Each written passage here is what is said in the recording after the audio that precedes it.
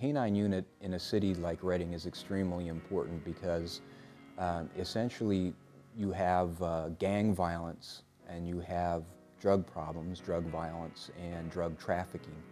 These are all situations that canines are very, very good at. Their sense of smell, all of their senses are considerably greater than what human senses are. So simply for locating things such as narcotics or explosives or a burglar in a building, you know, this goes much beyond the capabilities of what a human can do.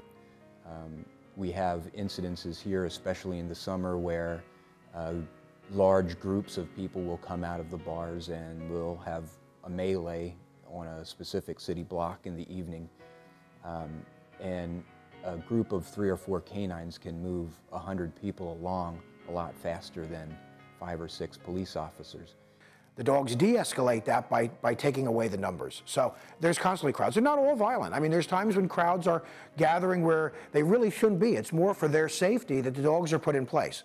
And the city needs that protection because this happens quite often. Beyond that is getting the drugs off the street or getting guns off the street. The explosive dog, his abilities to go into a building and by indication let you know if there actually is something in that briefcase or if there actually is an explosive device or a bomb in a building. For narcotics, obviously there's always been a problem with that, and the dogs not only can locate the narcotics themselves, but they're also used in the apprehension of the drug dealers at times. And so they've really become integrated into the police force and work hand in hand with their 2-legged friends. Those dogs would put their life on the line for the officer regardless of what situation exists. A drug dealer was actually coming back from making his purchases. Our vice unit went to stop him as he got outside of his vehicle and was heading for his home. He was told to stop. He decided to run. The canine unit gave his warning that he would release the dog if he did not stop running, and the dog made the apprehension, took the criminal down, took the drug dealer down. The vice detectives were able to come in, handcuff the criminal without any injury to the police officers, without any injury to the dog, and problem solved. It's also interesting to note that when the dog puts on the bulletproof vest, the dog knows that he is on duty. When the dog is finished with the police duty, he goes home with the officer and becomes the family pet. And it is amazing to see the transition from one aspect to another that takes place with these dogs. Hello, my name is Darren Modricker. I'm the artist and owner of Willow Street Pictures. I started Willow Street Pictures in 2002. One of the main reasons I started it was to support the community and do projects that had meaning both to myself and meaning to the community as well.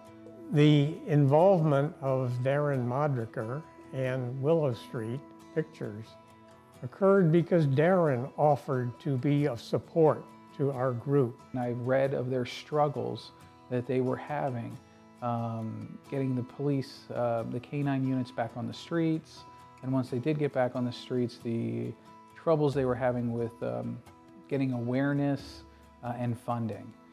And since Darren's focus, or one of his focuses, on animals, he took some interest in that. He gave me a call personally to see if there was something that could be done.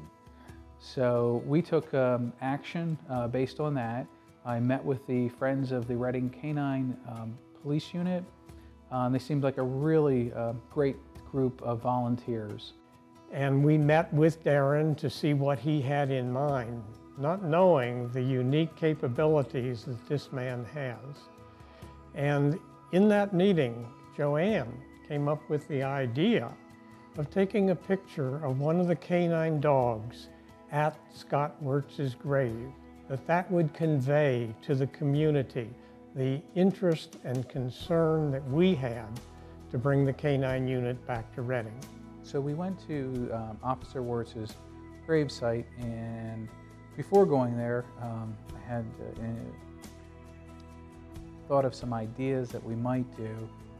However, you just never know with a dog what's going to transpire. And when we actually did that and went to the cemetery, It was just incredible. It was almost like the dog knew what he was supposed to do. So we had an officer in a uniform, and we had Rocky, the doggie, with him.